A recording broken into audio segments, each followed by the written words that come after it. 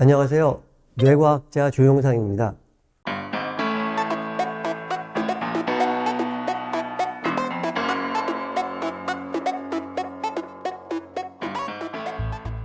스트레스에는 중요한 두 가지의 속성이 있습니다. 자, 첫 번째는 스트레스 상황에서 내가 뭔가를 할 수 있다는 믿음, 즉 통제감입니다. 여기서도 중요한 건 뭐냐면 내가 할 수 있다는 믿음이 아주 중요합니다. 아마 치과에 가보신 분들은 충치 치료하기 전에 자, 많이 아프면 오른손을 드세요.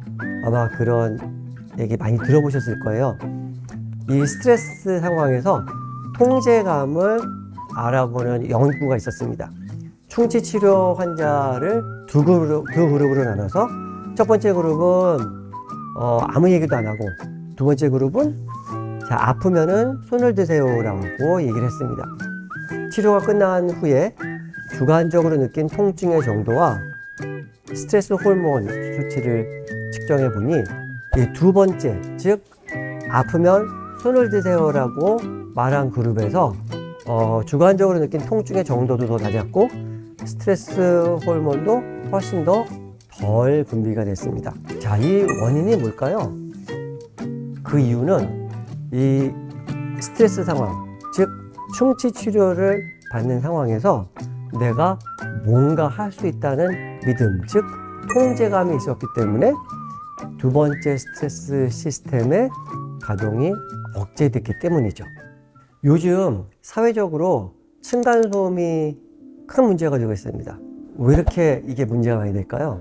그 이유가 바로 내가 뭔가 할 수 있는 게 없다고 생각하기 때문입니다.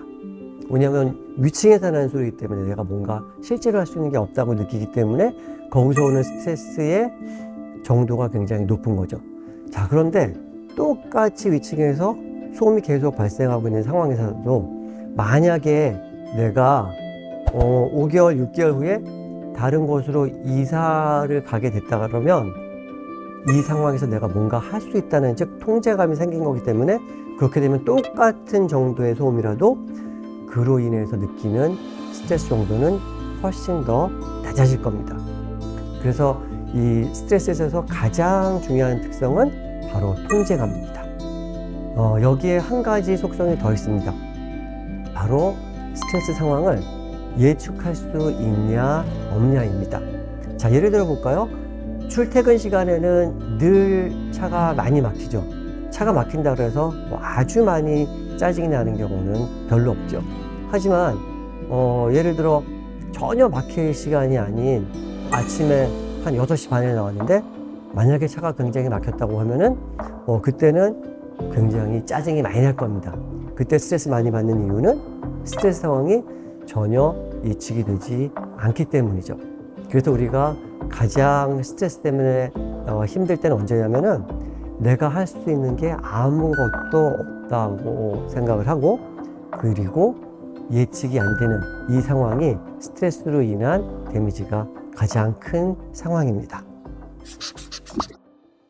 자, 이 스트레스를 낮춘다는 말은 결국은 이 과민해진 스트레스 시스템, 이 비상가동되는 스트레스 시스템의 가동을 억제하고 과민해진 이 감정 영역의 이 신경 회로들을 좀 쿨다운 시켜주는 거라고 말씀드릴 수가 있는데 첫 번째 걸음은 스트레스 관련 뇌 메커니즘을 이해를 하는 거고요.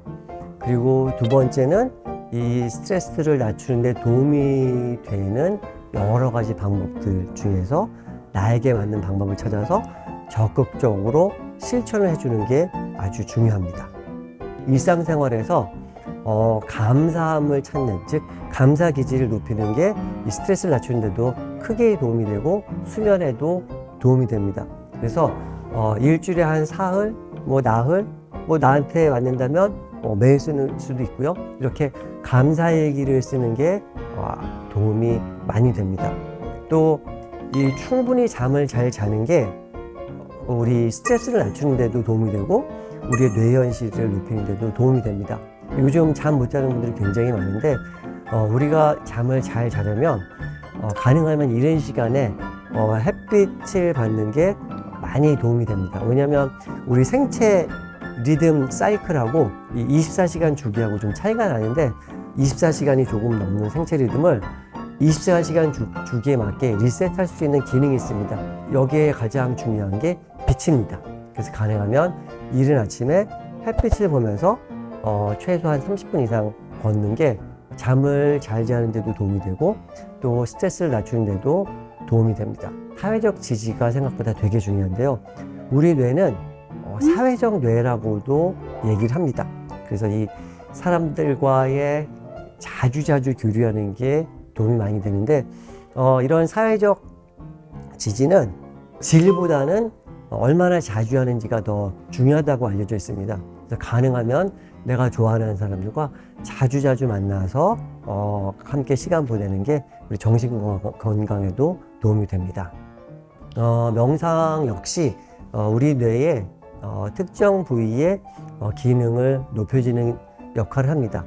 우리 뇌의 하드웨어적인 변화도 명상이 가져오기 때문에 매일매일 명상을 꾸준히 하는 것은 정신건강에도 도움이 많이 된다고 알려져 있습니다. 자, 오늘은 스트레스의 아주 중요한 속성 두 가지, 통제감과 예측성 두 개에 대해서 말씀을 드렸고, 그리고 우리가 스트레스를 낮추려면 어떻게 해야 되는지를 아주 간단히 말씀드렸습니다. 그래서 일단 감사일기, 그리고 사회적 지지, 그리고 아침에 햇빛 받으면서 걷기, 그리고 명상에 대해서 말씀드렸습니다.